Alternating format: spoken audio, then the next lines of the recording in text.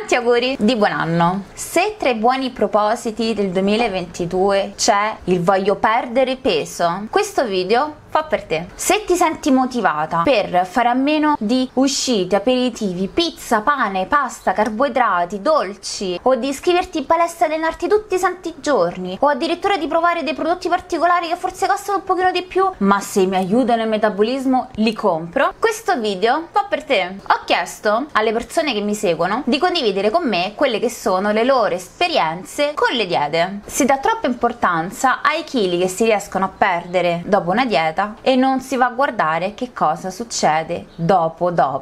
Paola ci racconta: io anni fa ho utilizzato le barrette come pasto sostitutivo consigliate dal mio nutrizionista.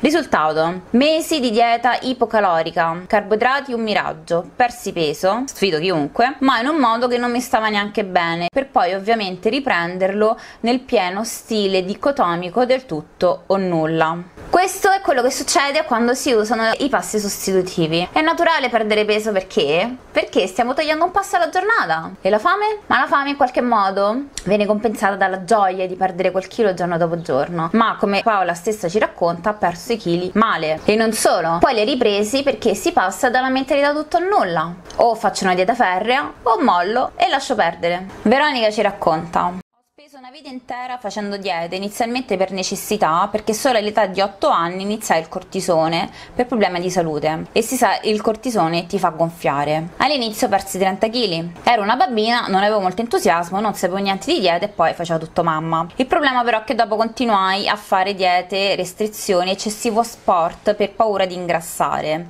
Entrai nella squadra di nuoto agonistico e che te lo dico a fare, avevo da appuntare ogni caloria su un diario per poi gareggiare. Prima vedevo lo sport come valvola di sfogo, poi capii che lo stesso sport mi stava aiutando a logorare ancora di più il corpo, visto che sforzavo tanto e mangiavo poco o niente, principalmente verdure. Lo sport fa bene, la verdura pure, ma dipende. Questo mi è costato a metterlo in testa, mi è costato tanto imparare ad ascoltare i miei bisogni e accettare il fatto che non sempre il corpo è al top. Mi è costato ammettere che la vita non era senza mestruazioni, espressioni, amici, forza, cibo, ambizioni, lavoro o studio. Il mio lavoro non poteva essere impegnarmi a cambiare il mio corpo. Ecco, questo che è successo a Veronica è totalmente normale. Quanto prima faccio una dieta, quanto prima mi si viene detto che il mio corpo non va bene, e nel suo caso a 8 anni, tanto più quando cresco difficilmente riesco ad accettare il mio corpo.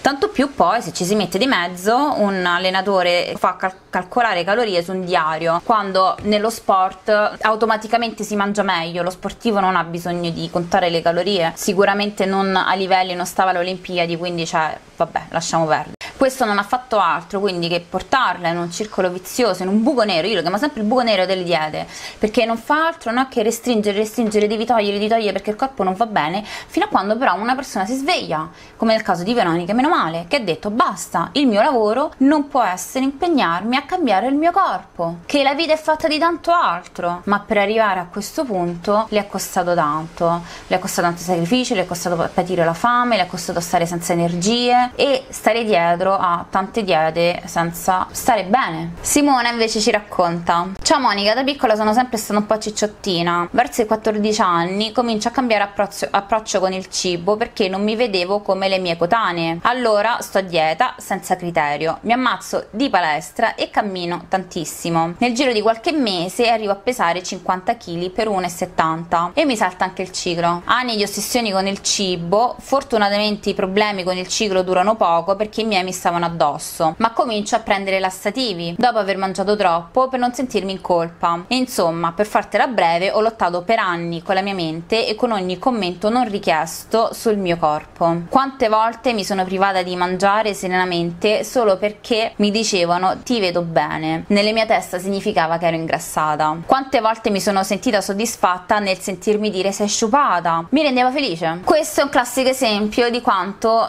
ci facciamo influenzare da quello che vediamo in giro e da quello che le persone ci possono dire. È veramente possibile adottare dei comportamenti che sono assolutamente distruttivi. È possibile, perché è importante per noi quello che pensano gli altri. Per quanto uno possa fare il gioco duro della serie no, ma a me non me ne frega niente, faccio quello che voglio, ragazzi, voi non vuoi in qualche modo ci influenza. Dobbiamo riuscire a filtrare quello che le persone ci dicono. Se arriviamo ad adottare comportamenti del genere che sono drastici, se addirittura il ciclo mi passa, mi devo un attimino rendere conto di quello che sto facendo e soprattutto perché lo sto facendo. La situazione di Simona è super mega normale ed è successo a un sacco di persone che seguo, che ho seguito. È un concatenarsi di eventi, è un concatenarsi di non vado bene, devo dimagrire, ok, adesso faccio di tutto, mi ci impegno e vai. Perdo tanto peso in poco tempo, entra la paura di ingrassare, quindi devo continuare a controllare, subentra quindi ancora di più un ipercriticismo verso il corpo, perché come sale di qualcosa dice cominciamo a vedere qualche rotolino extra che forse c'è, forse non c'è, ma e in più poi magari ci si mettono le persone e ti vedono che dimagrisci, ti vedono in un certo modo, c'è molto questa cosa comune ogni tanto, un sacco di persone fanno un sacco di commenti su come appari. Tutto questo porta inevitabilmente a sviluppare una relazione malsana con il cibo e con il corpo, cioè ci sono arrivata in questo punto. Fatto sta che qual è la cosa comune di tutte queste storie? È la restrizione, è la paura di ingrassare che insorge nel momento in cui io finalmente perdo peso dopo tanti sacrifici, la paura di ritornare allo stato in cui ero prima, e questo è dato semplicemente dal fatto che il focus è sbagliato. Pensate troppo ai chili e pensate meno a cosa vi fa stare veramente bene. Bene, con questo video spero che vi abbia dato un input positivo, razionale, su quello che è bene che facciate per voi stessi, o almeno su quello che non dovete fare. Se pensi che questo video possa aiutare qualche amica o qualche amico, condividi il video, io vi mando un abbraccio e ancora tanti auguri di buon anno.